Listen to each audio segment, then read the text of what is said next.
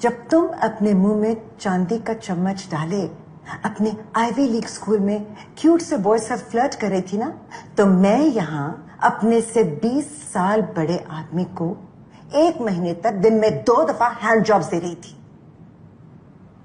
फिर कहीं जाकर उसने मुझे सालोन में रखा। वक्त गुजरता गया और हर किस्म के जॉब्स दिए। फिर कहीं जाकर रिसेप्शनिस्ट बनी, फिर स्टाइलिस्ट बनी, फिर उसी आदमी की बीवी बनी।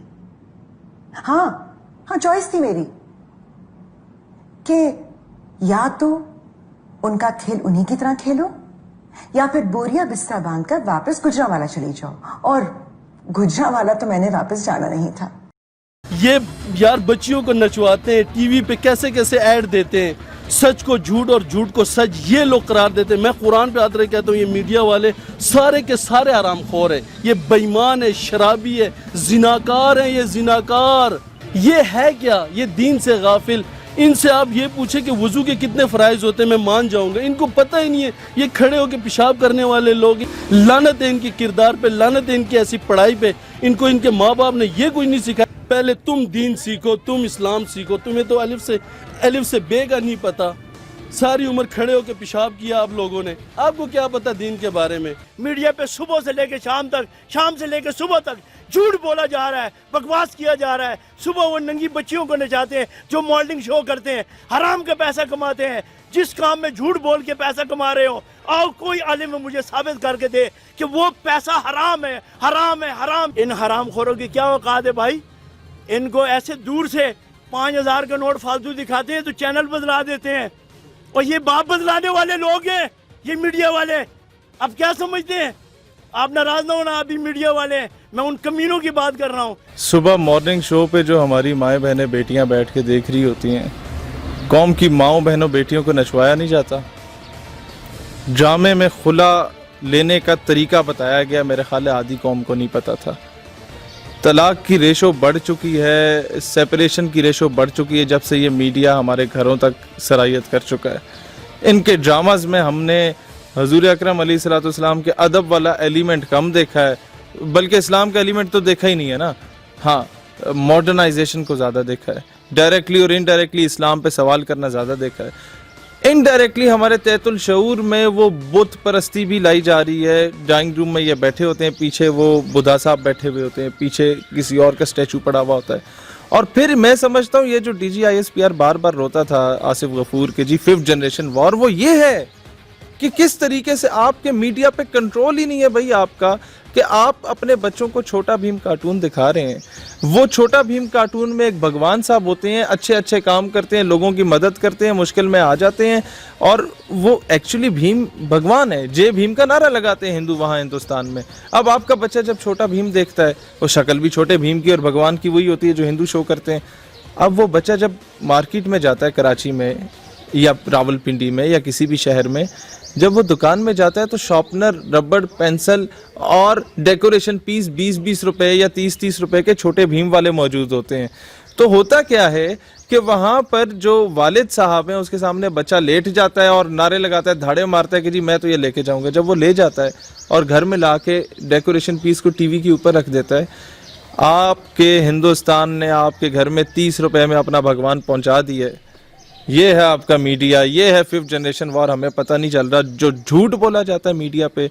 आप जनाब जो 3-4 औरतें निकल जाती हैं या 5-7 औरतें निकल जाती हैं नीम बरहना हालत में मेरा जिस्म मेरी मर्जी का नारा लगाते हुए, जो वहाँ पर 3rd क्लास किस्म के मेरा जिस्म मेरी मर्जी से पैदा होने वाली जो नाजायज़ औलाद होती है, वो बैठ के इस्लाम को एक मुतशद्दिद किस्म का मज़हब, आप कहती हैं कि मेरा जिस्म मेरी मर्जी, कोई भी आके चढ़ दौड़े उस पर, जो मर्जी उस पर करे। अबॉर्शन राइट्स आपने दिए हुए हैं, आपने हर कुछ किया हुआ है। भाईजान, ये इस्लामी जमहूरिया पाकिस्तान है, और मोहतरमा ये इन मोहतरमाओं को पता होना चाहिए कि ये अगर पाकिस्तान ना बनता ना, जहाँ तो मेरा जिस्म मेरी मर्जी के नारे लगा रही हो, तो आज تم لوگ یا تمہارے جو بڑے جس کرسیوں پہ اعلیٰ کرسیوں پہ بیٹھے ہوئے نا وہ ہمیں بھی پتہ ہے کون کون کس کس محکمے میں بیٹھا ہوا ہے. ان کا بڑا باپ دادا جو ہے وہ ان کرسیوں پہ نہ بیٹھا ہوتا کسی ہندو بنیے کی گاڑی کے ٹائر صاف کر رہا ہوتا. اور ان عورتوں کے ریٹ لکھنؤ دہلی اور ممبئی کے بازاروں میں لگ رہے ہوتے جنہیں باعزت شہری پاکستان نے بنایا ہے. ان کی کیا حیثیت تھی؟ دلیت اور شودر سے گیا گزرا سلوک ان کے ساتھ ہندو کرتا. دیکھیں سچ بڑا کڑوا ہوتا ہے اور وہ میڈیا جو پروموٹ کرتا ہے شرمین عابد چنوئے کو, وہ میڈیا جو پروموٹ کرتا ہے ملالہ کو ان لوگوں نے اپنی ماں بنا کے بٹھایا ہوا ہے. ساری دنیا کو پتہ ہے کہ ڈرامہ ہے.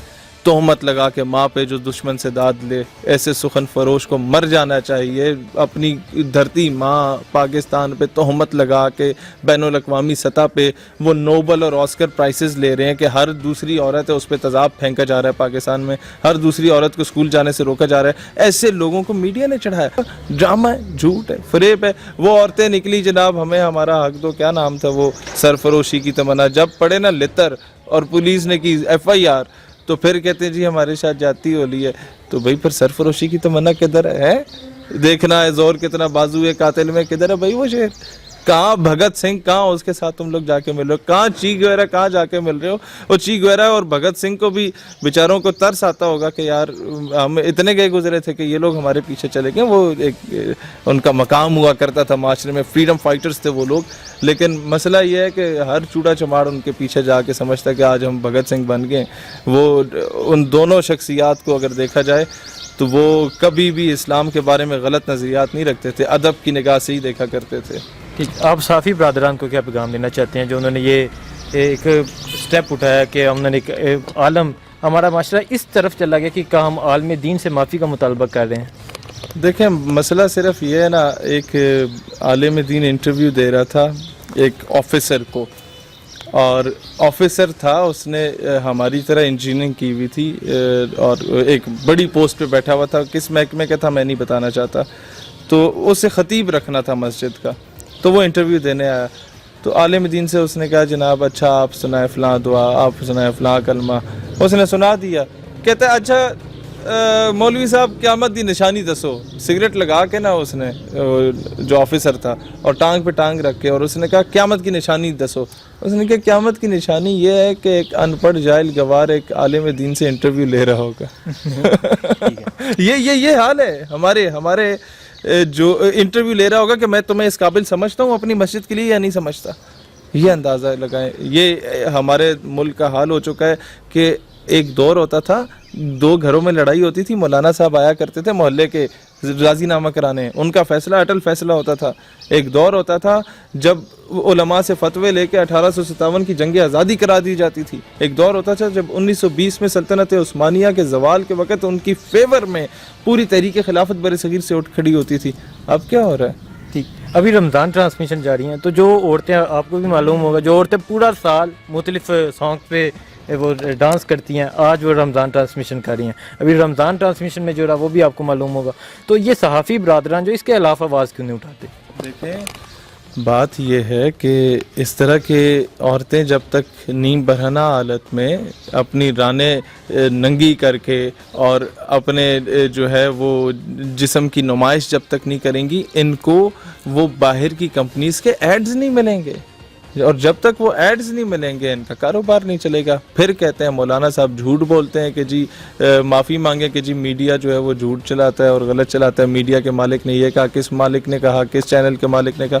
بات یہ ہے ہماری جتنے اداکارائیں ہیں وہ اداکاری کریں, ہالی ووڈ کا مقابلہ کریں, بالی ووڈ کا مقابلہ کریں, وہ ان کا کام ہے, جو کام ہے. ناچنا چاہتی ہیں ناچیں, ڈرامے بازی کرنا چاہتی ہیں ڈرامے بازی کریں, وہ فلم انڈسٹری میں کام کرنا چاہتی ہیں کریں. ہمیں کسی سے کوئی اعتراض نہیں, ہم خود سارے بڑے ماؤٹ اسکاٹ قسم کے لوگ ہیں. لیکن آپ آ کے دین سکھانا شروع کر دیں جناب. کل تک کی حریم شاہ آج آ کے جناب آپ کو سمجھا رہی ہے کہ جناب دین کیا ہوتا ہے. تو جناب پہلے اپنے ابا جی سے دین سیکھا ہے, جو بیچارہ رو رو کے معافی مانگ رہا ہوتا ہے حریم شاہ کی جگہ کہ جناب اس سے غلطی ہو گئی ہے تو آپ مجھے معاف کر دیں. مطلب مجھے تو ترس آ گیا تھا اس کے والد پہ. اس کے بعد سے تو میں نے بات ہی کرنا مناسب نہیں سمجھا کہ یار میں اگر حریم شاہ کو کچھ کہوں گا, سمجھانے کی بھی کوشش کروں گا, تو اس کے والد پہ مجھے ترس آئے گا.